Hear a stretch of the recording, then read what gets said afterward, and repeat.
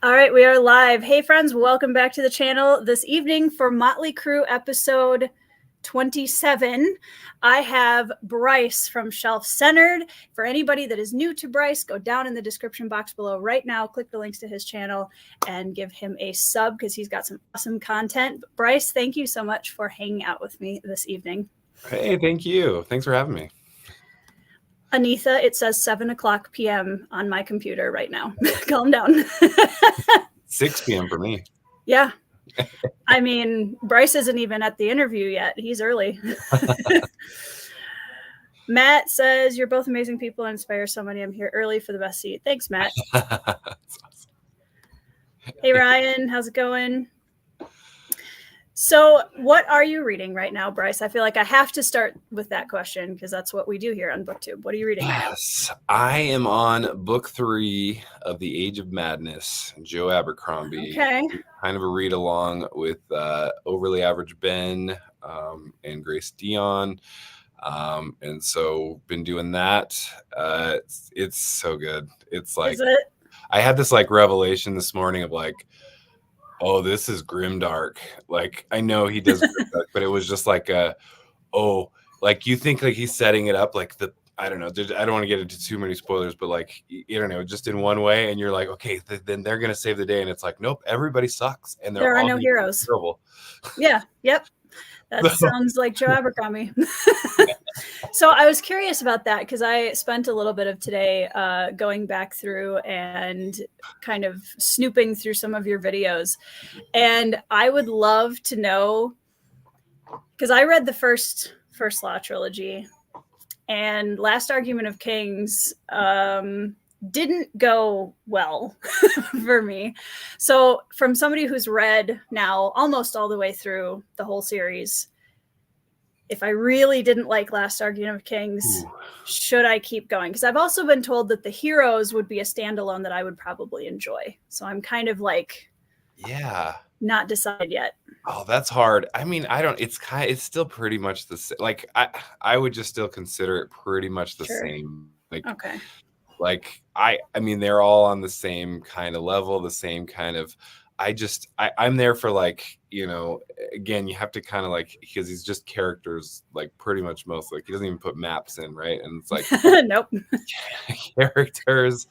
And it's like, if you don't like them and you're not jiving with them, then I don't know, like they're kind of, and they're pretty much the same. And they, even in the Age of Madness, you're referring to a lot of those people from the first Law trilogy still. And it is still different. Like I would say maybe even Best Served Cold might be your better jam. Okay. Like at least if you wanted to like, okay, I better get like, let me give this a try. Yeah. But also, you know, and I'm one that's just like, you know, not everything's for everyone. And I like, I mean, the other thing I like is just these kind of the characters will just have these kind of like pithy sayings. And, like I still literally quote, and you will know this one, the Bloody Nine, like all the time. Man, what is it? If you have a thing to do, then it's better to live with it. Better to do the thing than to live with the fear of it. Man, I can't even get it out. But I literally quote like all the time to my kids, and they're like, shut up, Dad. Well, what's the other one that Logan says that, oh man, I literally just quoted it a few days ago, and now of course with my brain I can't remember. I know, right? I'm like even blanking on that one. Yeah, there's another Logan saying that I've said, well, and that was the thing that I found with First Law, is that I really liked some of the character arcs, and I really liked Glokta. It was just honestly really the ending. You have to be realistic with you. Thank you, Bill. Thank you. Yes, Brian. Brian is here to be my brain this evening. I don't know if that makes me feel better or not. Love you, Brian. Yeah, Anitha and I had very similar feelings on the end of Last Argument, because that was the thing, is I really enjoyed it for the most part. And the Motley Crew of Northmen have my heart forever. Yeah. Well, that's why the heroes might be for you then. That's why, you know, probably why that one was recommended. Right. Age of Madness is definitely, I don't know, maybe that's the way to start too, because this it's a little different. It's like more of like industrial age, right? Okay, And yeah. some of these, like you like one of the main characters is like King's son, like spoiled brat, but like somehow you like love him. And you're like, I should hate him. Hate it when authors do that. That's so real too. Anyway, so yeah.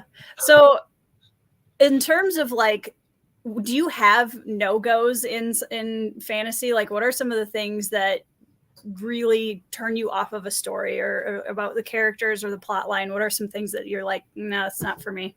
Oh man, and this one kind of even did it anyway. There's some, like, I hate the trope that's just like miscommunication, or just like don't communicate, and like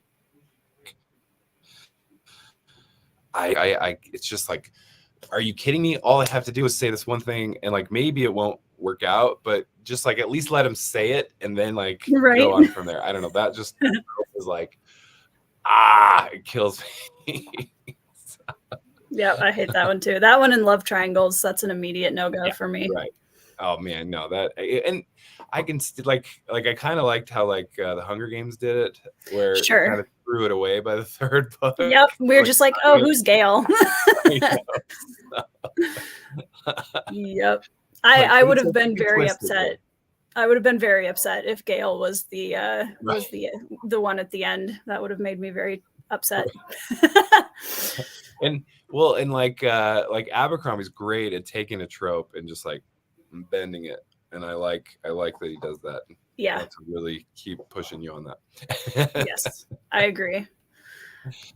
Hey, Kindles, how's it going? Hey. Ryan is reading one of my favorite books of all time right now, and that makes me incredibly happy. Severo, yes. Severo is my favorite fantasy character, period. Oh, so He's good. Never been dethroned yet. So Ryan, I hope you have I wish I could go back and reread that book for the first time. So is that your favorite of that trilogy then? Oh, for sure. Oh yeah. I think I like Golden Sun the best. A lot of people do. I feel like Morningstar. Yeah, a lot of people do. And I think for me, there's one particular, there's several scenes in Morningstar, but there's one particular scene with Severo that that's been stuck in my head since I read it. And I love it so much. And I'm still not over it. I got it. It's been a while. I need to reread it because I just got them again on Audible. And okay. Because I need to read the new stuff. I just kind of put it off until we had like more solid plans of there being more of the books coming out. So. I need to read Morningstar hopefully this month, and then I'm going to start moving on to the other three because I've also been kind of waiting for different reasons. And it seems there's a lot of different opinions. Like people love or hate them. Like it's like, no, you did not go the right way with this. I'm done. Yep. So I'm a little nervous, to be honest. I am too. You know what, Andrew? We're never going to mention Malazan, okay? Dang it. You just, Bryce. Bingo cards out. Like when Anitha and I chat and it takes us like 2 minutes before Long Price Quartet comes up. There you go. I love that. That is such a good, what is it? Tetralogy. Yes. No really quad. Is. No quad. I always want to throw a quad in there. Yeah. Lantern wants to know if you own a beanie. I do own a beanie. They make me crazy though. I can only wear them for like 5 minutes, and then I'm like, I wish. They can get very warm very quickly. Yeah. Like my room gets really hot while I'm filming because I have a big bucket light behind my computer, and so by the end I'm just like, it's a 4ology. There you go, Brian. There it is. Tim says painful miscommunications belong in bad rom-coms. 100% agree. Yeah. Oh yeah. Did you see this on Twitter today? Since Bryce is all about fantasy news, right? Okay, so we have to talk about Sarah J. Maas trying to trademark the dictionary. Did you see that? No, I didn't even see. Apparently, I'm like way behind in the times. She's trying to trademark, assuming for some kind of production or whatever, a bunch of the words and names in her ACOTAR trilogy, it's not trilogy anymore, but like her series. And Bryce is one of the names that she is actually trying to trademark. Yeah, and Illyrians as well, which is a fantasy name of one of her peoples in there, but it's also like an actual group of people that actually existed, and she's trying to trademark it. So yeah, that was a thing that happened in the fantasy news today. How do we feel about that, everybody? I'll be honest. I mean, it's distasteful anyway. I feel like I'm like, when it comes to names in your stuff, like maybe the title of the like whole series, but right. That still just feels like, I mean, come on. And like a name like Bryce, which is very popular now, and I can finally find my name on like the little license tag. at amusement parks, which I never had growing up. It's a very popular name now. Okay. Yeah. You had it before it was cool, Bryce. Yeah. Exactly. No, oh man. Yeah, and it was funny because one of the character names that she's trying to trademark, Aelin, Aelin, is actually a character that I named in a series I came up with over 10 years ago before ACOTAR came out, that kind of takes place after the Bloodstones trilogy. And I'm like, I'm sorry, Sarah, I'm not renaming my character. Like, I didn't even know you existed when I came up with that. Yeah. Well, and I'm like, so when it comes down to it, is like, is it going to taint her brand? Right. Like, that's what they're worried about. But I'm like, first of all, you have to have enough money off of what you're doing. And then, of course, when they're making more off of it. So I like already am like, all you're trying to do is just like, I don't know, get more money, it feels like. Mm-hmm. But then the other thing is always like, oh, it's tainting the brand or whatever. And I'm like, but is it though, if some random thing has it in it? And then it's always like, so what, like, is it just for a certain type of book? Is it for all books? Is it for all uses of it in other media? Like, where's the scope of this going? Like, that just seems, anyway, it always is just like, ugh, yeah, I feel like that about it. Yeah, there might be a new Bryce perfume line out of Sarah J. Maas's productions here. Yeah, that's try to trademark that. That's right. I was like, can you even do that? Is that a thing? I didn't think that was a thing you could do. No, I mean, especially for things that are that common. I mean, I'm not like a trademark lawyer, but it's like that. It has to be like some kind of unique-ish thing. Yeah, there you go, Ryan. People met Bryce and were like, oh, that's a cool name. I'm going to name my kid that. Right. It's this cool guy on BookTube. Yeah. like when everybody named their kids Khaleesi, and it was, oh my gosh. Yeah. Yeah, I actually knew somebody who went to my church years ago, and they had a little girl, and the husband wanted to name her Khaleesi, and the wife was like, no, we're not naming her Khaleesi. We're going to name her Kalina, so that it's not the same. And I was just like, I can't. We can take some from it. Yeah. I mean, there are some fantasy names that I feel like are just really cool, that I can see. Like, I can totally understand. But Khaleesi, I don't know about that one. Yeah, I always loved Daenerys. I thought that's such a cool name. It's a cool name. Yeah, it's a really cool name. How it's spelled with the A and the E. Yeah, there you go. Claiming prior use. Yeah. There you go. Ryan, just get right to it. Yep. What can we? I'm going to trademark Blood and Stones and sue all of the other fantasy authors.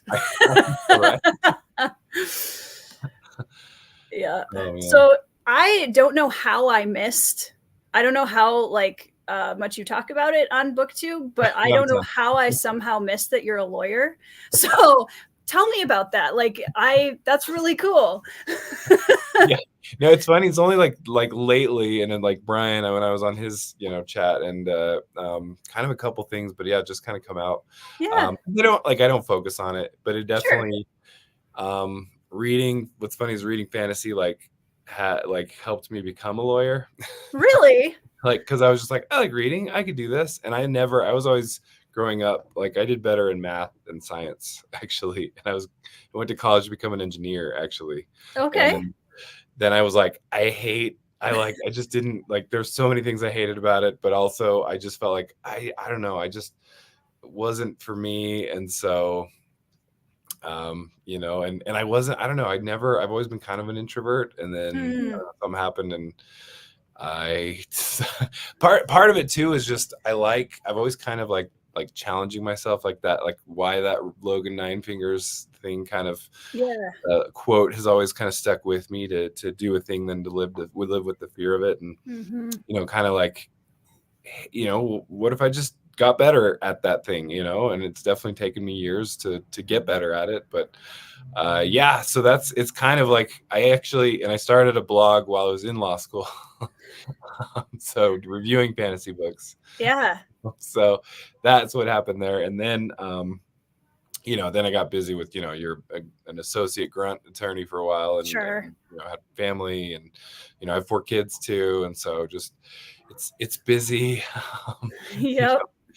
You know, and my wife, I don't want to leave her out, but, and so, you know, it's just, so yeah, I've been a lawyer, mostly family law. I also do, it's like half and half right now, like family law, and then, I'm a guardian ad litem, which is, you represent the kids and the best interest of the kids in like foster care system and all that. So that's really cool. But yeah, it keeps me busy. Way too busy, that's for sure. So booktube and reviewing seems like kind of like an outlet with all that crazy busyness going on. 100%, exactly. It was like, you know, I've missed it, and I discovered booktube a number of years ago, and was like, this is so cool. It's like essentially blogging, but like, you know, with your face. Yeah.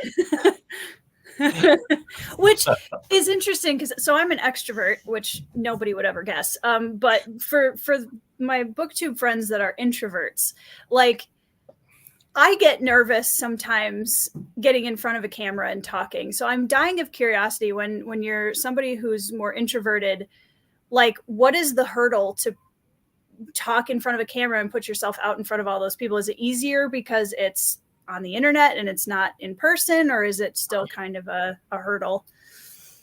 Well, and I kind of consider myself an extroverted introvert. Like, it's where I get my energy, right? Is the like introverted part. And it's like, all right, now I did my like social thing, and now I'm going back to my cave to read.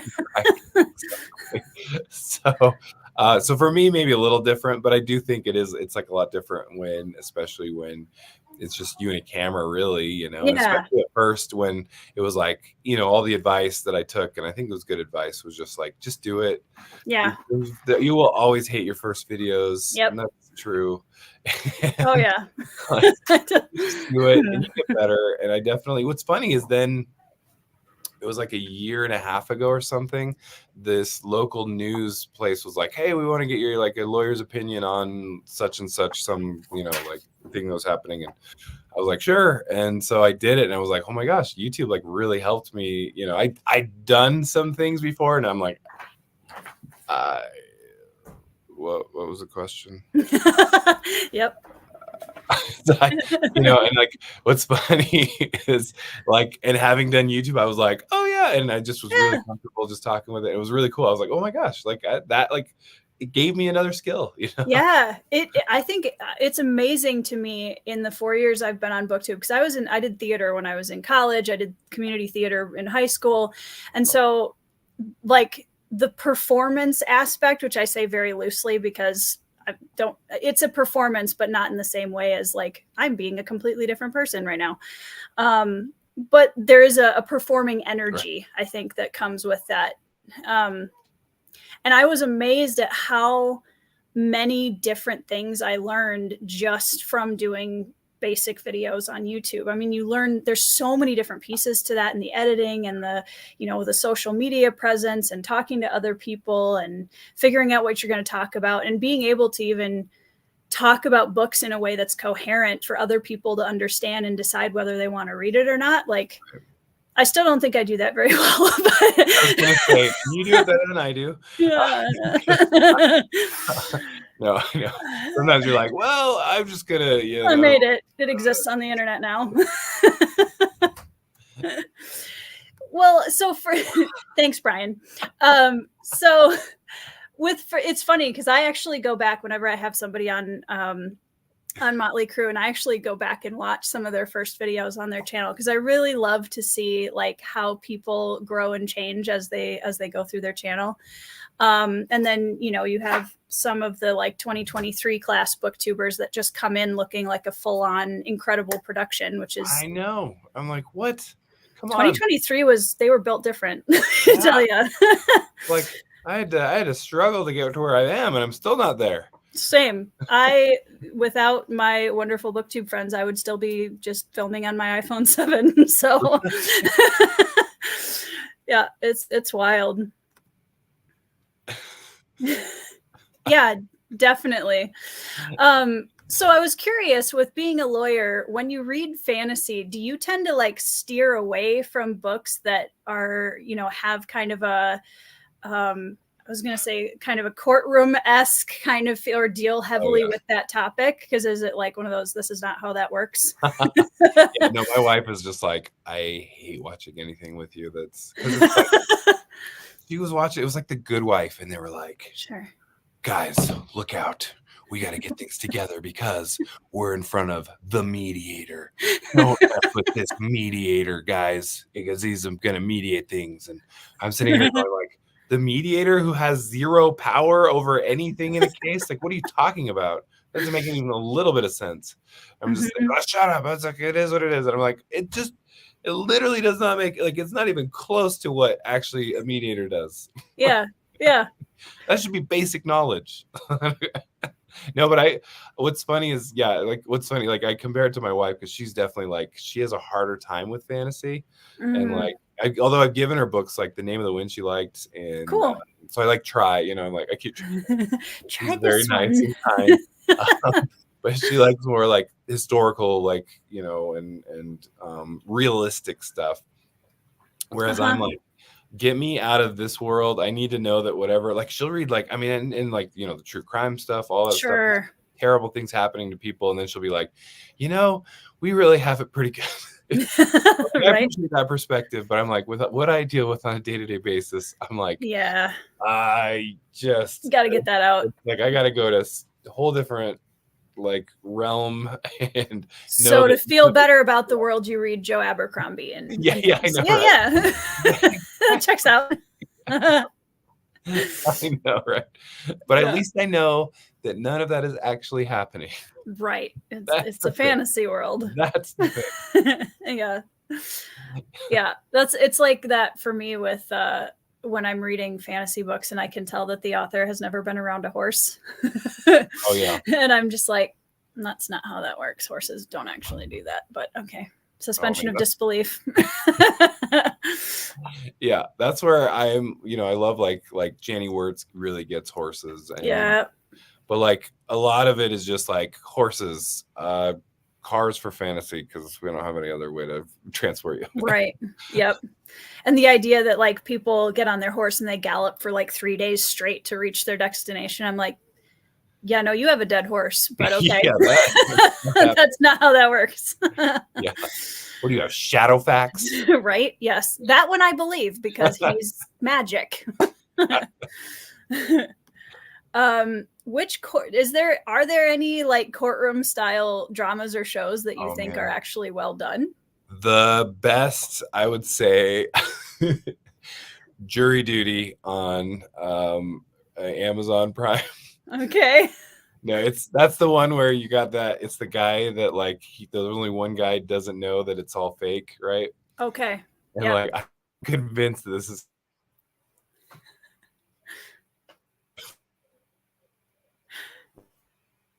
Anyway.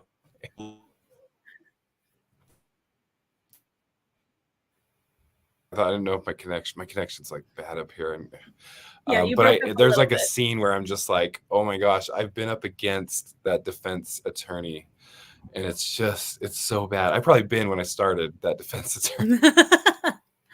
Yeah. anyway, it's a great. I have to think because I try to avoid them honestly because almost all of them are just like nobody is going to give you you can't handle the truth moment. They will all lie to you, like every single witness. And what you do is you try to then box them into this corner and get them to then have to pick one of two options that you've kind of tried to get them to, and then they're both bad. And that's the best that you can do a lot of times. But unless you have like a document that you can be like, well, didn't you say that you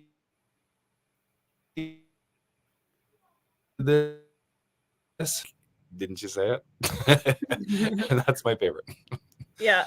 I actually got to do it the other day. My client had a video of this event, and I asked specifically one thing from the video, and they were like, no, I didn't say that. Nope. And I got to like, all right, here's our video. Do you remember saying it now? Literally her saying it. Yeah. That's the best. Yeah. You are breaking up a little bit video connection wise, Bryce. No, that's okay. I just want to make sure everybody can hear you. It's going to maybe see if I can get on a hotspot if that doesn't mess things up. Boost you a little bit. Yeah, exactly. Zero, I am going to get to your question because that was something I had written down in my notes too. So we will definitely get to that. Brian, still want to blurb Tori's next book. I laughed, I cried, or almost fell on me. It's quite possible. Right. Some of those battle scenes, yeah, you might definitely have got to watch out.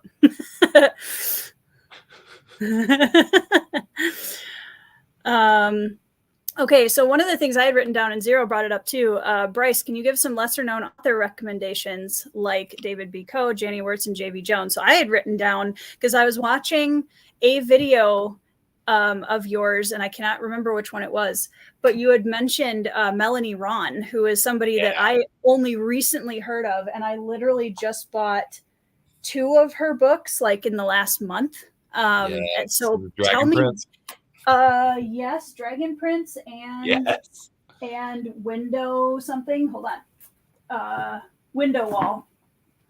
Let me see if I can grab it. Yeah. Books. This one. Yeah, I'm so upset when you I think guys. That's like book 2, isn't it?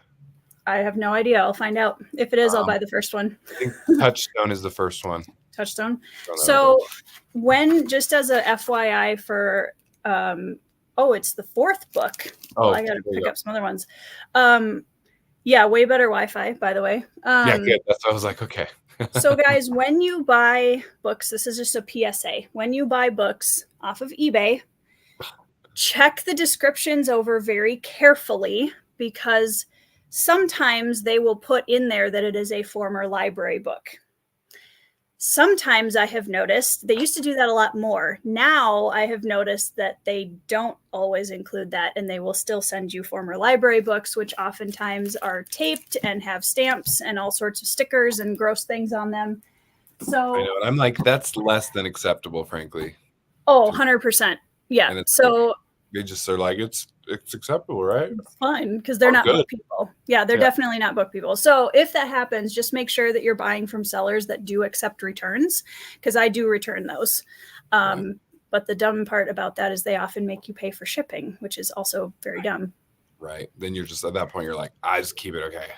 Yeah. Like I hate buying from Amazon, and I want to buy from other sellers as much as I possibly can. But like, you got to give me something of quality when I buy it from you. So anyways, that was my slight soapbox for the evening. That was a good call.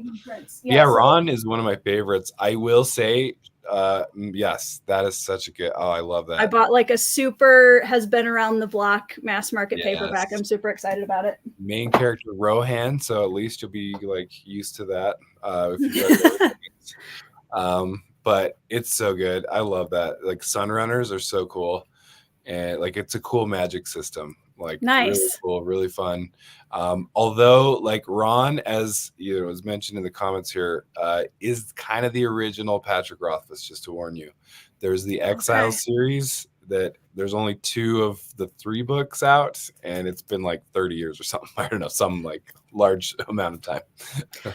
I mean, it's hard because one of my, and I know that it sounds like we're going to see that ratified in the next, or rectified, that was the word I was looking for, in the next short little while here. But Lies of Locke Lamora is one of my favorite series of all time. So like, so good. I'm one of those people that I would really love the rest of the series. So I'm really hoping that his new author photos and him coming back to social media is a good sign for Thorn of Emberlane. But I'm just so in love with what we already have that I'm like, it's still one of my favorite series. So I do understand the people that kind of have that mindset with Rothfuss and Martin, because yes, I'd love them, but I also love what's already out. I just finished Republic of Thieves like a month ago. I saw that. Yeah. Yeah. It's so good. It's probably my least favorite of the 3, but like if you like have to, like, it's like barely. Mm-hmm. Well, it surprised me when I first started reading them, because Red Seas Under Red Skies, which is book 2, for anybody that isn't Bryce who doesn't know that, a lot of people gave that one a really bad rap, which I don't understand. I love that book. Yeah, exactly. I like the first one the best, but number 2 is incredible. I like it a lot. Yeah. And I don't think I'm like, and I don't know. I want to do a reread because I've only reread book 1, and I really want to reread book 2 because I feel like I had a good discussion. It was on Murphy Napier's channel, and like I think it might be one of her favorites. If like I don't even know if she has a favorite, but I think it might be Red It's Sea. up there. Yeah. And like she brought up some, anyway, everyone that was talking like brought up some really good points about how good it was, but also it just doesn't have that like huge ending that Lies has. So like that's part of it, I think. Like that ending like crushed my soul, and I don't think I'll ever recover from Lies. So but also Red Seas had a rough one. Yep. That's the thing. I love, like, I think Lynch's character, like emotional impact moments, and his I think there's different kinds of prose, and the prose is utilized to highlight different aspects of the book. So you have like prose that really highlights the world building details, and you have prose that really highlights the characterization, like Lynch for me, where just the way that he writes the characterization through and brings that into the prose is just so underrated, in my opinion. It's beautiful. His dialogue is so sharp. It's so good. And a lot of people complain about the flashbacks and stuff, and I'm like, I love them. And in fact, Republic of Thieves, the flashbacks are actually my favorite part of the book. Oh, really? Yeah. Yeah. Like I love that whole like the Republic of Thieves part. There's the thing with Republic of Thieves for me, and it's still an incredible book. And no spoilers, Anitha, don't worry. But there's a character that shows up in Republic of Thieves that like just was really underwhelming for me personally. Yeah. And I was just like, you should go away. Like I was here. I actually did not like the other characters. Thank you. Yeah. No, I didn't like either. No spoilers. I'm trying so hard. Daniel, I honestly am waiting for him to make an announcement, because he's come back to social media. He had new author photos taken, and I think he's like legitimately, because I know he dealt with some pretty heavy mental health stuff this last few years. So yeah, from everything I see, and I've had Thorn of Emberlane on my Goodreads to read, and like give it to me. It's on my cart on Amazon the minute it hits. Like that, I'm dropping everything for that book. I don't really see any major difference in quality. I think people are just sad we don't get the crew again. Yeah. I feel really like horrible, because I was like, I had a review on that I posted on Red Seas, and I like, you just because you can nitpick anything.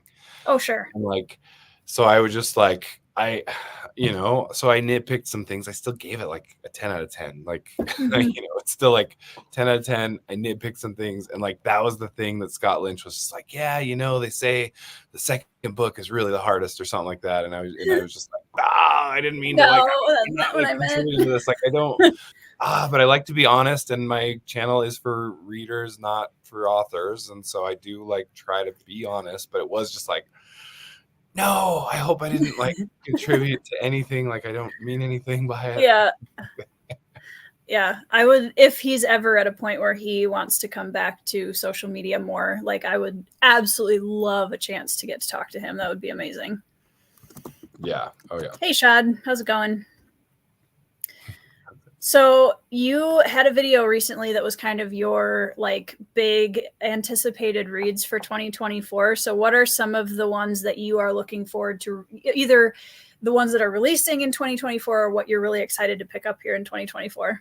Oh man, that's there's so many. I know, and I'm like, can I even remember the list at this point? Because the problem is, I loved your video that you did recently on your like, just kind of, here's what I learned about reading 100 books in a year. Yep, that was too many. Like, what I learned from blogging and then coming, I tried to be good with it, and I'm so bad. But it's like, I try, like, part of the fun kind of can be like, oh, the review copies and all these things. Yeah. And at the same time, though, if you let that go, then your whole TBR has become then what other people have picked for you. Yes. And it's like, I already have a TBR of books that I like desperately want to get to. Yep. And so it's hard. So I've tried to, like, you know, having done that video, I've actually kind of like pulled back and been like, I'm going to finish some series that I am like, you know, at least the ones I can. Like Dresden, for instance, I'm caught up. So yeah, First Law, I'm gonna be caught up here. Yeah, and I owe some people some books, but anyway, but it is so like I've definitely made a you know, like a goal of like I don't promise to do anything because I can't. I'm like I'm so slow anyway of a reader anyway, and so it's just anyway. There's just so much to it that I was just like So that's my whole thing is I need to kind of take a step back, finish up series that I'm into. That doesn't mean that I won't like randomly pick up stuff that comes out that's new and shiny because I can't help myself. Right. But it inevitably will happen. But I have kind of like taken like that step kind of back to go, all right, I'm actually not really like, let's take it easy. Maybe if I catch up on Stormlight, then that would be one. So that'd be one to do because I'm on Oathbringer with that, and I've just kind of slowed it down, let other things get in the way, and then I just haven't gotten back to it. So you haven't finished Oathbringer or Red Rhythm of War yet? Oh, okay. Yeah. Okay. I mean, at least the nice part about Sanderson books is even though they are humongous, they're not dense, which helps. Yeah. Like it's a pretty easy 1,000-page read. That's what I've been saying too, is like it reads like a much shorter book, like 500 pages. Speaking of Murphy Napier. Yeah, Murphy, he just did you should go look. He just finished his last review for Republic of Thieves. I watched it, part of it today. Murphy, have you heard of The Lies of Locke Lamora? That's what I want to know. Have you heard? No, you should read that and review it. I think your audience one time ever. Yeah, just talk about it one time. I mean, I love how we all have our like bingo card things that we all are like, you know, I'm actually very impressed. We can give ourselves a high five. We haven't talked about Malazan yet. We will. It's going to happen. Yeah, absolutely. Mean things were said. 100%. It's all right. I mean, you know, it's okay. It's if you like that sort of thing, I guess. Yeah, if we really there you go. There we go. One Piece is I've seen the show, and that is my entire contribution to the One Piece fandom. It's a good show. I liked it. Yeah. I was going to review copies. That's what we were talking about. one of the things I noticed, and as I've been trying to kind of analyze, because, everybody on BookTube at some point reaches the point where they're like, how has BookTube changed me as a reader, And I realized, and one of the reasons that I put my review copies down for a little while was, first of all, I want to be in a good headspace to read someone else's book, because I want to give it the absolute best I can and give it the best chance it can have of me really loving it. And when I first came into the indie community, when I came back to BookTube, I was trying to read everything as fast as I could, everybody's stuff. And I was trying to read. And I got to a point where I realized that I was reading the books to review them instead of reading a book and then having a review about it. Right. And it made it harder for me to enjoy the book. And I got more nitpicky because I was thinking about my review and how I was going to talk about certain things. And so one of my goals this year is to just slowly start picking up my review copies again and getting through them, but just reading them for fun and just not making it about the review. Because I know that's the point, but it's also not fair to the book to have that be, oh, I'm just here to like nitpick and figure out what's good and bad about this. Right. So. No, I mean, you kind of like almost get overwhelmed with just, you see with just like FOMO almost, or even, first of all that, and then also just like, oh, I'm not like doing what like Mike's book reviews does. And I'm not like, and it's like, hey, I love his style, and there's a reason that he's popular, and there's a reason Murphy's popular, and she does it her way. Is Murphy popular? Like slightly, but with just with a bunch of nerds, so it's true. Nobody Everybody go give Murphy Napier a sub, help her out. Help out the little guy. So and then so it's just it's one of those or it's so easy to start being like, oh, like I'm never like, but then you're like, wait, why am I doing this? Like, am I enjoying life? Am I I don't know. It's just I'm not anywhere near like making a living off of this. And so there's like, why would I take my free precious time that I love and the thing that I love and like kill it like that? I don't know. That's for me, that's how that would be. Ryan. Well, there you go. That's, I think, what Alan would call a holy war has been issued. It's on. Yeah. I think you can take her, Bryce. You'll be fine. Yeah. Books are better than One Piece. Boom. I don't know if that means anything. Said it. Oh, no. Is that just saying that, but also One Piece's books? So I don't know. Yeah. We can unpack that. I mean, I'll say Lies of Locke Lamora is greater than One Piece. I'll leave that out there. I don't know if that's, I can say fighting words or not, but so some of the, kind of circling back to the question of some of the lesser known authors, because we talked about Melanie Ron a little bit. Because you've been reading a lot of fantasy for a long time, and you have a lot of really cool, like unique fantasy recommendations. And one of the things I would also recommend to people watching is go to Bryce's channel and watch. He has a whole bunch of videos that are top 100 fantasy books. Oh, the doozy. And I bet I was like, man, kudos.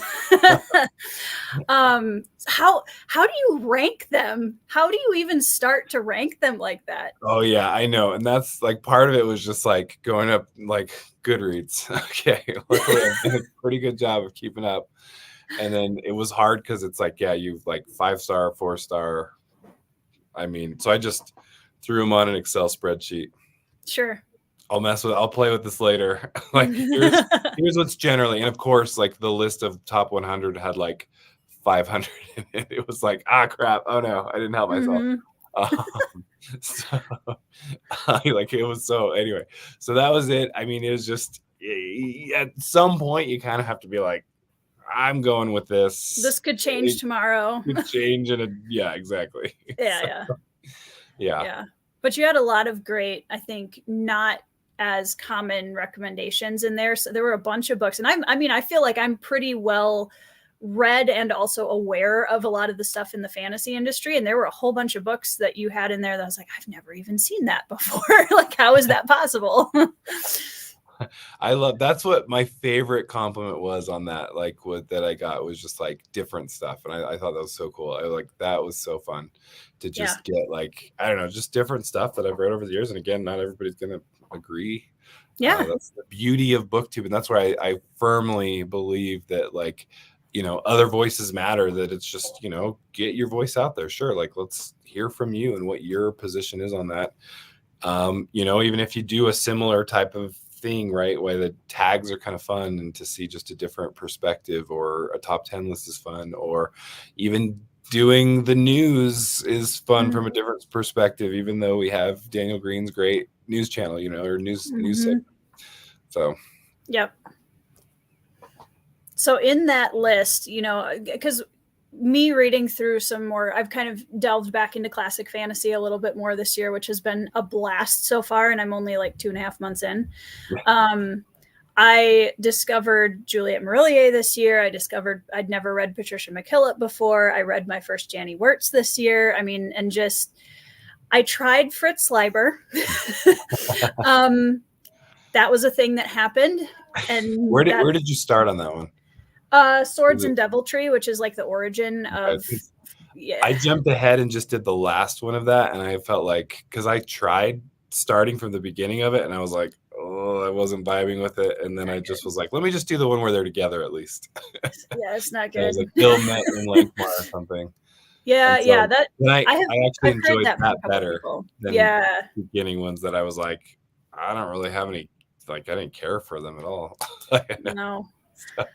No, yeah. I'm trying to be diplomatic as much as possible, because I know that there are a lot of people that really love that series, which is totally awesome. I probably hate read like the last 60% of Swords and Deviltry, and it's like 200 pages. I felt so bad. I was like, sorry guys. Yeah. Well, and you can acknowledge, like, hey, you know what? Some good fantasy probably came from this. Yep. And I'm glad that happened. I'm glad we have other bromances to read now. Yeah. But yeah, I know it's so hard, because I think so many of the classics now, people have different expectations of them too now, and sometimes they hold up, and sometimes they don't. Oh, if we want to get real, just for Murphy, because she asked nicely, it's the first 1-star I've given since Sarah J. Maas. So, like, sorry, words. That's, yep. And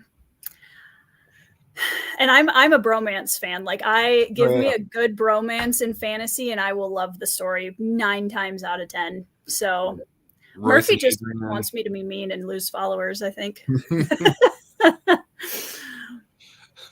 But have you read Charles DeLint? This is another one that gets brought up to me often.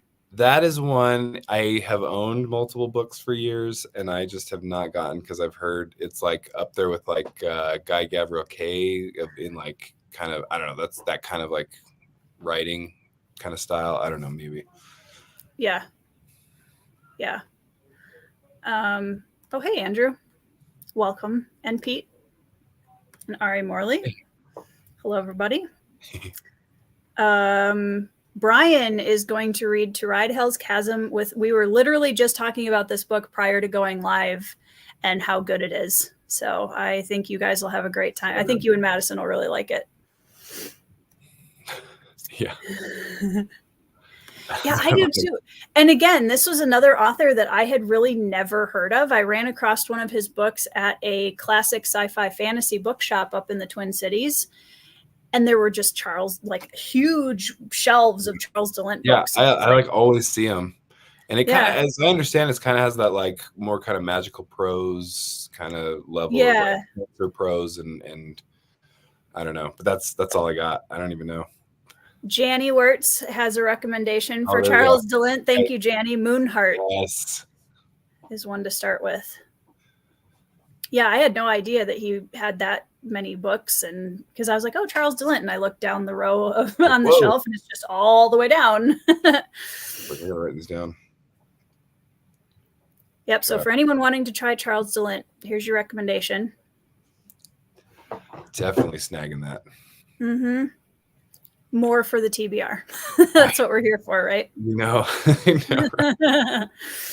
I'm a glutton. Exactly. It's always like, yes, I'll never read what I have on my TBR in my lifetime. I can acknowledge that. Yeah. But also, what else do you have? Yeah, exactly. Feel free to give me more recommendations. Yeah. So other than Melanie Ron, tell me some classic authors that you have read and really loved. Oh man. Well, in one, like, not necessarily classic, but one that I loved that just is super underrated. Courtney Schaefer. There's the Whitefire Crossing, and then that trilogy. It's super good. And like, yeah. I love, like, this is one where the first 2 books came out from Nightshade Books. Nightshade kind of went under at the time. She did a Kickstarter for it for the 3rd book, and I'm just so glad she finished it for us. And so we got a conclusion of our trilogy. But she's like an avid mountain climber. Like, and it's like it's just like so good. Like, you could just feel like you just are like on the mountain with these characters in the Whitefire Crossing, because the Whitefire is literally like this mountain range, and lots of magic, like filled with magic, just absolutely a blast. And what was the name of that trilogy you said? It's called the Shattered Sigil trilogy. And it's all she's written, and it's like, that's it. I mean, sounds like what a magnum opus. That's Janie agrees. So Janie's stamp of approval. Yeah, we should do at some point. We should do kind of a roundtable discussion of and have Janie join in for that, and just do a discussion of like really good classic fantasy recommendations for everybody. Yeah, exactly. Yeah, I know. I'm like, I saw C.S. Friedman in there. That's been on my list, because I actually haven't read it, but those have been on my list for ages. I know those are highly recommended. Oh gosh, of course you have to ask me, and I'm like, should have been prepared for this, and I'm like, what am I working on right now? This is like the lowest key thing I do on my channel, so it's totally fine. There was one, and again, I keep trying to go like classic, because like Guy Gavriel is one that, like, again, you don't hear like a ton of people talking about. It will ruin your hope. Accurate. Anybody who wants to have a TBR for 3 lifetimes, ask Janie what classic authors they should read. All I need to do is just like read a little faster and not have to work. That's I could just have those little couple things, the tiniest little thing. That'd be great. I didn't have to. Don't have to write any more books. Right. I do love like Elric of Melniboné, I think is how you pronounce it. I've been told. Yeah, there you go. Oh, and I love those covers too. Those covers are great. I need to get those. Gosh, classics too. I love, like, I don't know if you've read Heroes Die by Matthew Stover. I've heard, I think Petrig was the first one I'd heard of it from. And he raved about it. It's like, I mean, technically a science fiction, but it's a fantasy. So I kind of, it's like, it not a crossover. It's a science fiction, like futuristic society that has a caste system, first of all. Okay, so like nice. A rigid caste system. Sure. So you don't see that all the time. Yep. And then, sorry, I'm recovering from. I'm a bookaholic, so no. If you're recovering, I have more questions. Are you okay? I'm deep in. I'm only going deeper. Right. But I love, so the concept is essentially this futuristic society that has like this caste system. They find this fantasy world that's like a multiverse type thing, and they're like, hey, you know what we should do? Exploit the crap out of this place. Sure. So they also have like you have these like essentially it's an actor is what they're called, and they're sent over and they do adventures and they like film it through their eyes, like through like, so they film their adventure, and so of course they're just going to screw up this whole world. Sure. And like, and the world's starting to get like catch on to like what the heck's happening, and they go on these adventures, so they're trying to make it as just crazy as possible. And anyway, it's just nuts. If you want, like, if that sounds cool, and it's like, anyway, and that's a standalone. It's got multiple. It can be a standalone though. Okay. The first book. I think the second book is so different. It's very like, I don't know. Polarizing. It's very polarizing. Exactly. Yeah. And I loved it. I might have loved it even more than the first book, actually. Okay. But it's called Blade of Tyshel. I don't know. I'm mispronouncing that.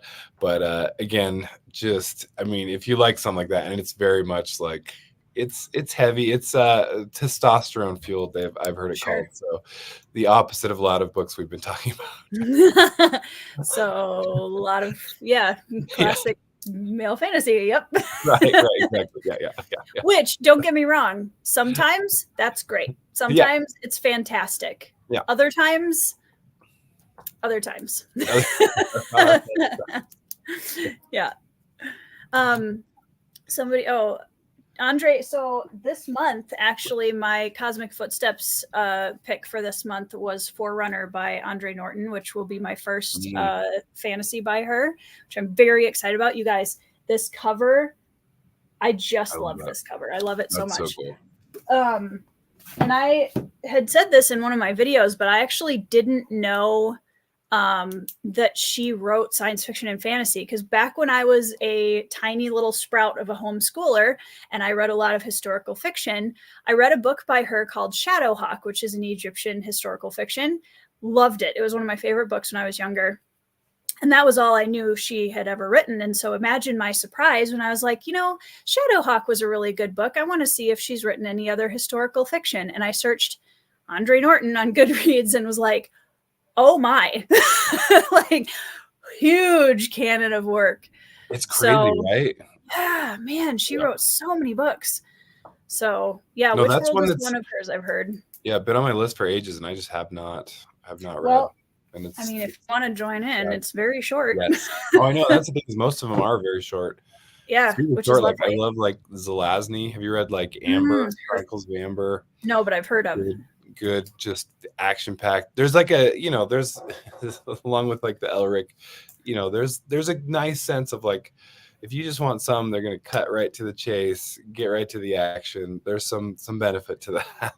Sure. Not everything needs to be like long and drawn out, but yeah. Also, things are great that way.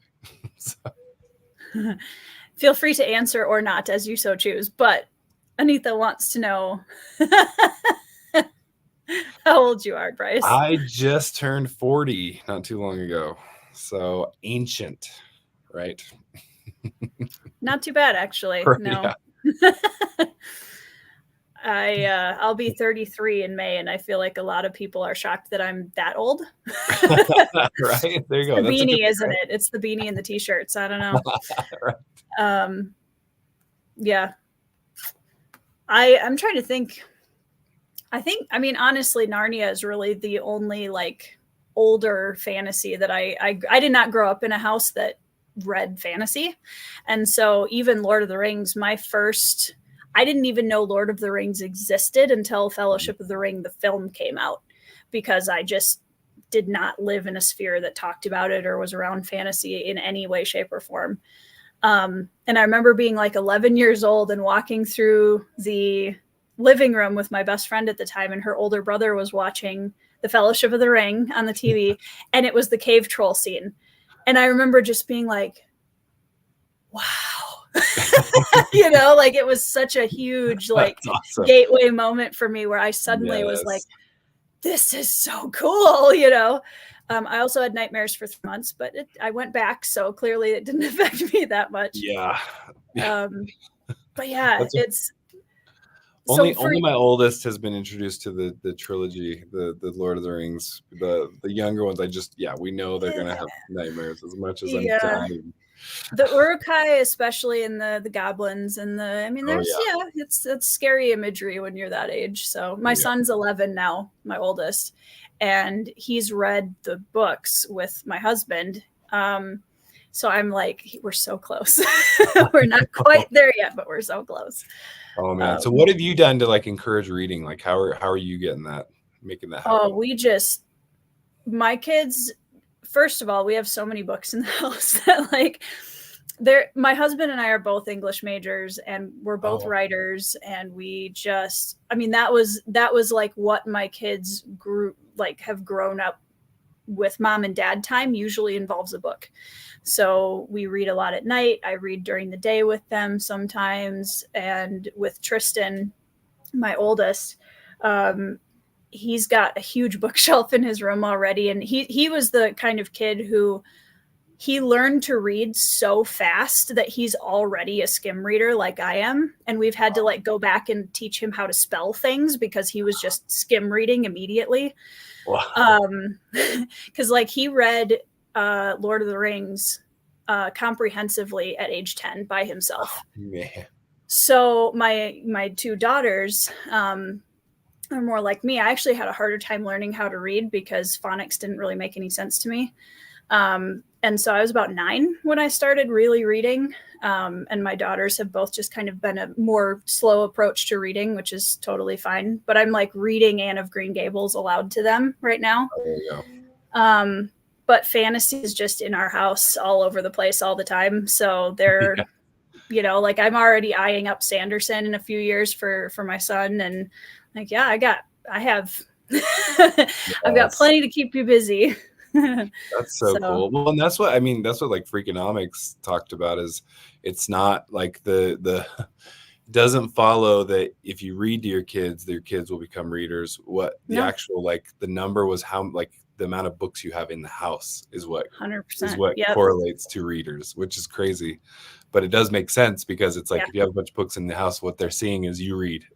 Right, exactly. And then that's like a relaxing, when mom and dad have free time, they want to read or they want to write. And both my daughters are very artsy. They like drawing a lot.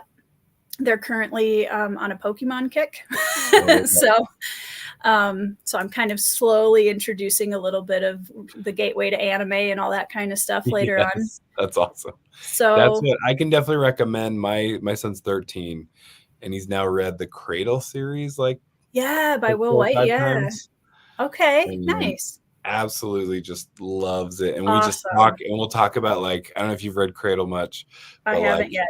We'll talk like he does some like bloopers at the end.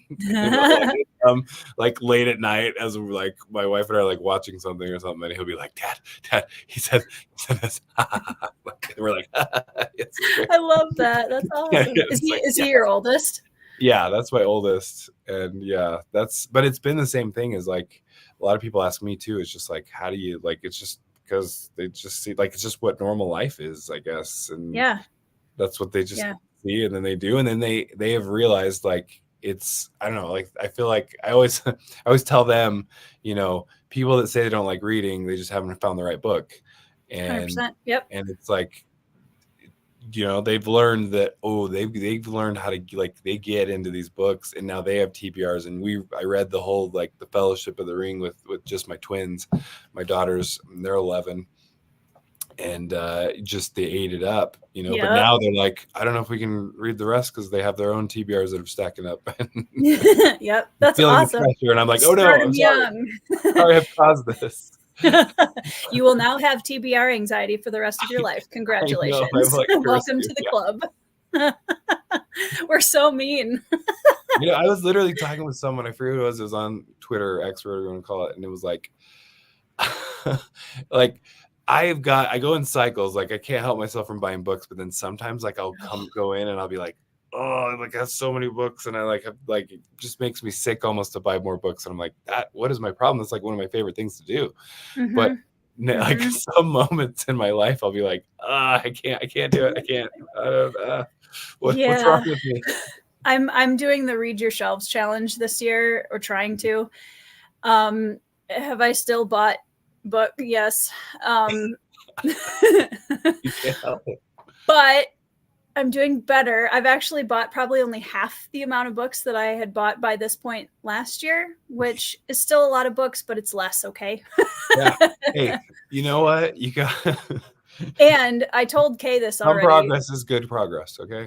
That's right. This is a baby steps kind of program. Yeah. I told Kay from Kay's Hidden Shelf today, we were talking, and I said, so this is your fault, my recent purchase, because just as the secret to life is just blame your booktuber friends for everything. Yeah, exactly. Is she had done a short or a video recently where she got a book outlet haul. And I don't shop on Book Outlet too often unless there's something, because their fantasy section is really hard to wade through. And there's a lot of stuff in there that I don't care about because they put all of the like middle grade and YA and stuff. It's hard to kind of, even if you filter it, it's all kind of jumbled together. And I was like, yeah, I'll just go and see if Book Outlet has anything like interesting right now. And they probably won't. I have a box coming. And none of it's fantasy. And I'm like, well, I mean, okay. That's great. That's fine. That's so funny. I love that. Yeah. Oh, so I told her about that today. I was like, Kay, it's your fault. So if anybody yells at me, I'm just going to say it's Kay's fault. Yeah. Yeah, exactly. Well, and part of it too is I love like part of where I've kind of gotten into this, like, okay, I can manage my own TBR instead of accepting a lot of like review copies or something. I'll just say, look, I'll go buy it. Right. Then it's on me. Yeah. I supported an author, and mostly it's independent authors. Like, I like that. Like, I'm in a place I can do that. Like, you know, and that's dangerous. Yep. My mind wants to go. And my wife's like, look, we already have all of our shelves filled, man. Just get another shelf. I know. It's not hard. I'm like, I need new wings of the house to add. Yeah. Let's like in our bedroom right now, we have 6 shelves, 6 bookshelves in our bedroom alone. And it's really funny because obviously my husband and I both own all of the books, and he also really loves writing fantasy, but like these are all mine. Mine. He has a shelf that's only 3 shelves because he reads a lot slower than me, and he buys like usually smaller books also. So like he loves Ray Bradbury and Gene Wolfe, and typically their books are a little bit, you know, they're not these. Right. But I'm always like, well, I read faster than you, so sure, I should have more books. That I can make that make sense. We're gonna go with that. We're gonna go with that. And I think I might have created like my wife prefers Kindle, like if she can do that. And I'm like, I think it's partly because I've overtaken the house. We gotta like cut this out, man. And now she's like, I prefer it actually this way. We're good. Yeah. So I'm like, sorry. She's like, leave me some space on that shelf. Come on. Yeah, I need a shelf. So do you typically read the physical copies? Do you read Kindle at all? I prefer it. But honestly, anymore, it's become mostly audiobook, frankly. Sure. Like where I've gotten to, I will get the audiobook of the books that I already own that are on my shelves. Like, not like I audiobook new books. I do. I audiobook all everything. The attempt is being made to just be the books that I own and kind of get through those, because again, I'm like, you know, you have that midlife crisis, and like, oh no, I want to read all these though. Yeah, I don't have enough time.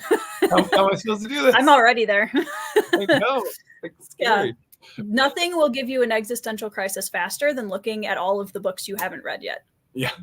And my kids will be like, Dad, you haven't even read all those. And I'll be like, okay, wait, okay, let me show you here. Okay, I read that one and that one and that one. And maybe a couple of those. This shelf has a lot more. You know what's great about that is I love talking to other parents, because there's a specific brand of sass that we impersonate that you don't get with people that aren't around kids on a regular basis. That was a beautiful impersonation, by the way.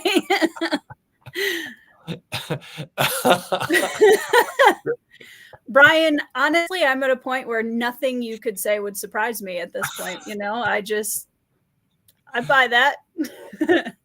My favorite quote might be, and it's attributed to Oscar Wilde. I don't know if he actually said it, but it's, I'm not young enough to know everything. Yep. I think that's fair. Amen. I'm even noticing, well, and you have a teenager now, so I'm even noticing in this preteen stage with my son, like the teenager stage starts early, y'all. Like we're already like he knows things. He's 11. Yeah. I mean, it doesn't. Oh, go ahead. I was just saying, and it doesn't help that they have like Google now, so they can like call you on stuff. Like my parents didn't have that. Like, I just trusted what they said. They could have been wrong a lot. Who knows? Yeah, who knows? Knowing as a parent now, I'm starting to recognize like all of the things that my parents just had to kind of fly by the seat of their pants for, and I'm like, wow, like it just paints parenthood in a whole different light when you become one yourself. Well, it's like ages like 1 to 8 to 10, you just know so much more about the world and stuff. Oh, yeah. It's like it does for them feel like everything. Like there's just such a gap. Terrifying. But then they start closing that gap, and they're like, "Wait, you don't even know, do you?" I'm like, yeah, I don't know what this random dinosaur you're talking about it is. Yeah, you're right. Yeah, sorry. I don't know everything. My son is really obsessed with animals, and he has like basically the endangered species list memorized and where they're all from and what they eat and all this stuff. And he knows more about geography and where things are in the world than I do already. And I'm just like, you know what? That's okay. I think it's really cool that you can teach me some things because I'm now 32 and I recognize that I don't know squat about anything. So it's great. I know more about them now than I used to, for sure. Oh man, right. And I just got Mike Molman's book. I'm excited to read that. Oh, the new one, that cover with the dragon. No, actually, I got the first one. So. Becoming a Druid. Yep. Had to cycle through the file folder of all of the fantasy book titles. Yeah, his new one that he just did the Kickstarter for has that really cool dragon cover too. Oh man, and you can't go wrong with a good dragon, So okay, as a fantasy lover, are you a dragon guy? Oh yeah. Okay.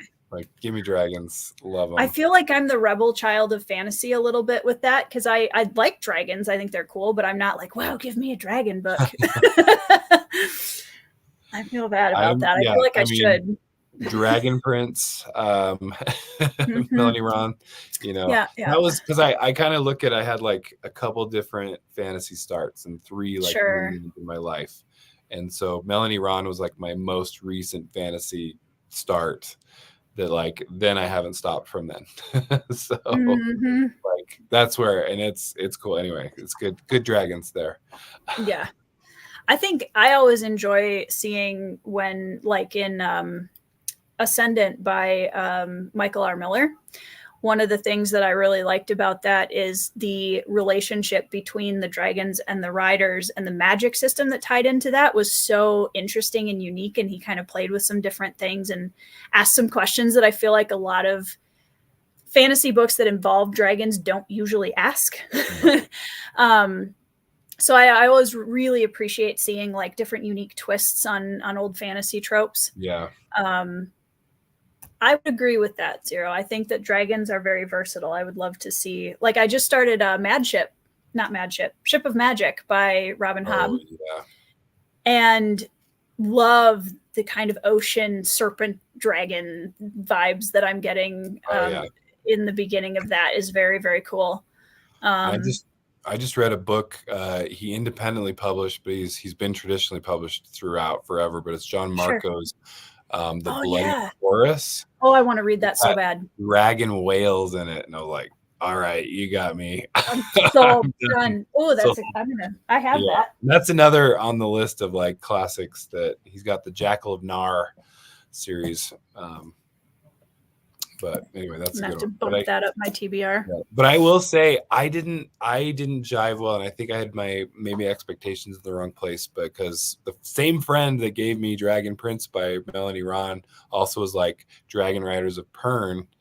And I just didn't jive with that one. But I promised Treebeard I'm going to go back and try it again, because like anyway, I feel like I'm missing out there. I just heard such good things. I have too. I've added and taken that one off of my TBR so many times because I'll hear something about it and I'm like, well, maybe I'd like it. And then I hear something else. And I'm like, ooh, I probably wouldn't like that at all. Like, there's a few series like that, and not just classic ones either, where I'm kind of, I don't know if this is going to be for me or not. So are there any like major series that, just are like, nope, that's not a me thing? I know it's super popular, but nope. It's funny is when I was like, this was like back in, and I don't know, you're just like, you come to these kind of existential crises sometimes. Yep. When I was every like week. blogging, yeah, it was like the end of my time blogging. I just kind of, life was taking over, and I remember kind of like starting to be like, all right, you can't read everything, I guess, which is the worst. I don't accept that. At least I don't think I can. Some people can, and I'm more power to them, and I will live through them. And I love that. But for me, I was like realizing like maybe I just can't read everything. And so I remember it was John Gwynn's first book was coming out. And I was like, you know what? That's where I'm just going to draw the line. I'm not going to read it. I've come back to BookTube and like everybody's reading it. John Gwynn's the best. And I'm like, okay, well, it's back on. Right. So there's not really any, I don't think for never me, say never. Exactly. I mean, again, but I'm not afraid. I think DNFing is good for the soul. I think it's mental health. It's good mental health to DNF. Yep. Like if you're in a book, like it's just, again, with this whole theme that I'm sorry that I've brought onto you that of this, I'm not going to be able to read all the books that I want to read in my lifetime. I'm going, then you got to make those ones good. Right. You are reading, you can't make them the bad ones. Right. Yeah. Well, I mean, my mom is a leadership coach. And one of the kind of phrases that she uses with her clients a lot in trying to help them with time management and kind of paring down and prioritizing is let go of the good to get to the great. There you go. And I've tried really hard to adopt that in my reading, because there's so many good books, and what's going to be great for every person is so individual. Because, there are a lot of books that are considered great by so many different people that I read and didn't jive with, or just know aren't going to be for me. And that's okay. Like, I'm out here just trying to find not the general great, but the ones that are going to be the 5+ star books that will stay with me forever. Personally, I'm on a quest, like a true fantasy fan. Well, and that's part of why I go to like BookTube or go to Goodreads to like, I want to find, and I've even like been like, I try to warn people on my channel, like, look, my ratings are going to tend toward the higher end because I'm like actively searching for the best books. Although, then I talk with Janie Wirtz on my channel, like literally last week, and she's like, you know what? There's too much of that. Like people are too much into like specifically trying to like plan out their whole TBR. And sometimes you just need to like pick up what's random. I'm like, that's a good point. Yes. Stop it, Janie. Stop having good points. It's really ruining your life. Janie will always make you reflect no matter what. Every time you talk to her. Exactly. Yeah. You're like, wait, okay, I have to rethink my whole life now. Rethink that. Okay. Yeah. It's so, and I'm so mad because I feel like I've been on a quest to like actually mood read since the middle of last year, and I'm still not there yet. And I don't know how does this happen? Because I'm like, I have nothing this next month. That's going to be great. And then suddenly I have like 6 books that I'm supposed to read in this month, and I don't know where they all came from. And I started this year with like 5 or 6 read-alongs and like buddy reads or whatever, and I was just like, okay, maybe I bit off a little too much because I love buddy reads. I mean, that's the part of the reason you come on here, to be like, I want to talk books with the people that I love talking books with. And then I'm like, oh my gosh, like I have deadlines and stuff now. Like, what am I doing? Do you think because to me, it's not the buddy read, it's the deadline. I think the deadline is literally what kills me every single time, and that's one of the reasons why I don't take advanced reader copies very often, because as soon as you give me you don't want me to read your book on a deadline. You don't. No, you want me an enjoyable time. No, you just want me to read it when I'm in the right headspace, because then your book has the best chance of speaking to me in the way that it's meant to, and for me to really enjoy it. I hate deadlines. I can't. I hate them so much. I did again, like, how much do we have in our normal life? Like, I have too many deadlines. I'm like, I need my special, like my time that's for me to not have deadlines. Yeah. So what is your recommendations or advice for people doing buddy reads? Like, do you typically try to stay like, or do you give yourself the opportunity? Yep, I'm going to DNF this just as easily as I might something else. Yeah, I know. I'm like, I guess I haven't had the problem because I've kind of known my buddy reads I'd be good with, you know, so I like haven't really had that conundrum come up, because one of them was Lord of the Rings. I was like, I've already read it a couple times. Right. Not going to DNF it. Yeah, we're good there. Another was Abercrombie, and I'm like, I've loved everything else, so there's a high likelihood of me loving the next, and especially when I keep hearing how good it is. Lies of Locke Lamora was one that, you know, I've been doing with, you know, the Gentleman Bastard series with Murphy, with you know, a couple others, and with Grace Young and Over the Average Ben. And so just I you know, I still like firmly believe, and I'm like, maybe you kind of take yourself out of the buddy read or whatever it is, and you go, okay, look, you know, maybe I won't do a final whatever. But I also believe, like, I know a lot of people will rail against people not finishing a book and still writing a review. I'm like, I still think a reader needs to know why you didn't finish this book. Like, I think that's still a valuable review. It's frustrating in our time and our day and age where anything less than a 5-star on anything is like, well, that must be garbage. Yep. Yes. But I feel like Goodreads isn't necessarily like that, because I see a book that's 3.5 and I'm like, I'm still interested. I'm still going to go. I feel like people are trying to be honest about. Well, and like coming from the perspective of as an author, and this is something that I think is really interesting when I started paying more attention to like the Goodreads ratings and how it works and everything. If you think about it, you know, if I get a 5-star rating, that little average number is barely going to go up at all, right? Or might a little bit. If I get a 1 or a 2-star, it goes flying down. I know, right? So if you look at what I actually find more helpful is reading the reviews. And also, if you look at the little graph where it shows all of the star ratings, like in a lineup, and look at because usually what you'll see is there's a tiny number of 1 and 2 stars, and then it like, you know, a ton of 4 and 5 stars. So I actually find that graph more helpful to see, are most people giving this 4 stars? Are most people giving this 5 stars? Because that's actually, I think, more helpful to figuring out where, you know, most people are landing on it. And I think a 1-star review that gets me thinking or whatever, like a lot of times it gets me to read the book, because I'm like, absolutely. Yeah, I don't really agree with that, or I don't, you know, maybe I'll try it or whatever. Or all the things they hated is like, oh, but I love that. I like this thing. Yeah. Well, yeah, and that's why I tell a lot of like newer indie authors, especially, like, if you get a 1 or a 2-star review, it's fine. That's actually good, because it gives you some credibility of this isn't just your friends giving you 5-star reviews. This is people that are reading it and giving you very honest feedback, and that's okay. Like, that's not terrifying, I promise. Well, I'm sure you've never had to deal with this, but I felt like when I first got my channel, my first downvotes, like I was like, right, I've made it. Somebody didn't like me. I have made it. Like, I feel like, because, you know, it's just, anyway, that's what I felt like. Okay, I've made it in the world. I'm important enough to have been hated on. So I take that as a badge if you don't have haters, you haven't met enough people. Exactly.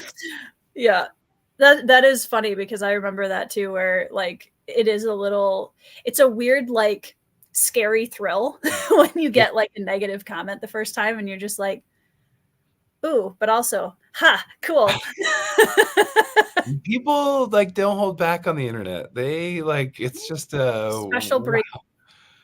And I've just started getting silly with my responses back and not taking anything for like whatever. And like, I don't even care. And if you want to get upset about some random dude like on the internet, like, sure. Thanks for the view. Thanks for the watch minutes, I guess. I don't know.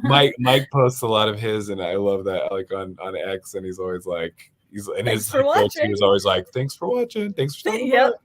I like love it. There you go. Well, you have to, because you can't take it seriously. I mean, people, as we well know, having been in this internet age now for so long, like people will say things that they would never say to somebody's face on the internet without a second thought. So like, you can't take it personally.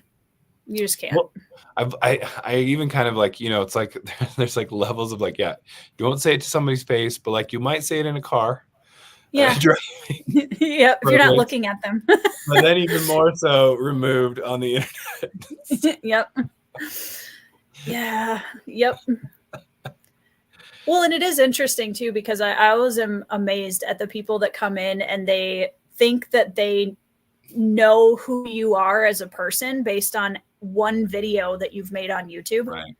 That's very interesting always to me. I'm like, you have no idea who I am as a person, but you know what? Okay. Well, and I have a terrible sense of humor. I'll be the first to admit. And like some of my, and this is like, it's not even like, I wasn't even trying to be on my channel, be like clickbaity, right? Because this is mostly just my sense of humor. And I've done it on like Goodreads reviews before anyway. And I've just been like, just stupid about stuff. So I have my best like view video on my channel is why you shouldn't read Stormlight Archive. Or the Yep, I saw that. And it's like, I guarantee you, because it has so many dislikes. It is so many. Because people don't even watch the video. They're not even watching, because like halfway through, I then am like, haha, this is stupid. I just was like coming up with dumb reasons. And actually, I love it. It's one of my favorites. But I guarantee you, like, there's so like I just know hundreds of people have it, because that's how many dislikes I have on it. It's my worst like to dislike 70% or something. It's ridiculous. Well, and of course you went after Sanderson. Out of all the authors you could have gone after. I know. Yeah. That's the thing. Like I've talked to several friends recently about the difference between fans and fandoms. Oh yeah. Because I consider myself a Malazan fan. I do not consider myself part of the Malazan fandom, because yikes. Like, and I think it's like that for a lot of these, we love these series, but there's always that fandom that's just this kind of like zealous, like they will scour the internet and just eat people that say any word against their favorite author. And it's when people come to me and they don't like, as somebody who's Red Rising is my favorite series that I've of all time. The first book is so polarizing. Like I'm so used to people hating that book. It doesn't even, I'm like, oh, I'm sorry. Did you say something? Like, right. I don't even notice anymore. And that's fine. Like I even agree with some of the things that people have said about it. And I'm like, yeah, okay. Like that makes sense. Doesn't bother me. Right. Like you just calm. It's wild. No, that's good. Well, because I feel like and anyway, maybe I've thought too much or not enough about this, but like I just feels like any more people want things that like just become ideologies, right? Yeah. And it's not, they idolize it. It's not a thing that they think rationally about anymore. And it's just defend no matter what. It's what we do politically. It's what we do. And it's like, I firmly believe like there's ideas out there that maybe are with the bad guys, the enemy, that might be good ideas. And it's same with any fandom. And you can be like, yeah, hey, I love Star Wars, but here's some issues that I have with some stuff. Yep. Like how have we evolved to this place where it's like, how dare you? You're not allowed to say anything or whatever about your favorite thing. And it's like, can we not acknowledge that like things are imperfect? Always. Like no author is perfect. Like, no series is perfect. Yeah. It's not going to be for everyone. And I love it was actually on Brian's channel when we did his live stream For Whom the Bell Tolls. He asked me to do a one for the road at the end. And I was like, well, the first one that comes to mind is disagreement does not equal disrespect. And that is something that like people just can't comprehend that anymore. And it's really like, I have friends who love series that I couldn't stand. I have friends who are on the entire gamut of the political spectrum. I have friends that have very different worldviews than me. And it's like, weirdly, we can all still have conversations about things that are common ground, without killing each other. Weird. Not to mention, you can probably either potentially learn from each other, because I don't even like. I like, there's like this sentiment of like, oh, why even try to like argue your point or whatever? And I'm like, because if anything, let's say you're never going to convince somebody, that's fine. Sure. But you at least personally might learn something about yourself. You might learn something about what you're arguing about. You might, I mean, there's so many things that you can just personally learn by just being open to a conversation that it just boggles my mind that it's just nope. Nope, anyway, we and can't. fandoms are like the toxic like result of this. Absolutely. Yeah. Well, and if you are really passionate about something or believe something, it's a good thing to have to know how to talk about why you believe what you believe, or why you like a certain thing, or like, that's not a bad thing to be able to articulate that with other people. Part of my job is I better know the other side's argument as sure. well or better than them, right? And to be able to make my argument even better, or else, I mean, just the amount of times you can just look stupid by some of the stuff you say in front of a judge, and you're like, oh yeah, first of all, I want the judge to know I'm competent, that I know what I'm doing, that I know the case law I'm using is good, and not just the amount of times people be like, oh, well, this case stands for that, right? And it's like, did you read the case? Did you really read it? Not what it stands for at all. And guess what? You just gave me a case to use against you. So thanks. Yeah, thanks for that. Well, Joe says 5 stars. You're dead to me, Bryce. Hey, this is sending easy 5 stars. It's so good. It's so good. Yeah, that is one of the hard things about being so, as you well know too, being so involved in the indie community is like, you go from reading books of authors that you may never have even seen their face on a YouTube video to you talk to these authors on a daily basis and are friends with them. And then they're like, please review my book. And you're like, okay. That's a tough spot sometimes. It is. It's a tough, and again, especially with indie authors, you're just like, I don't want to crush anyone's soul either. Right. But it's also, I try to look at it as and I've said this before in my other videos, I don't, and this has come under some question lately, so I want to be clear when I say this. No, I don't think that you should review indie books any differently than trad. So I'm just putting that out there in the ether. But I definitely think no matter whose book you're reviewing,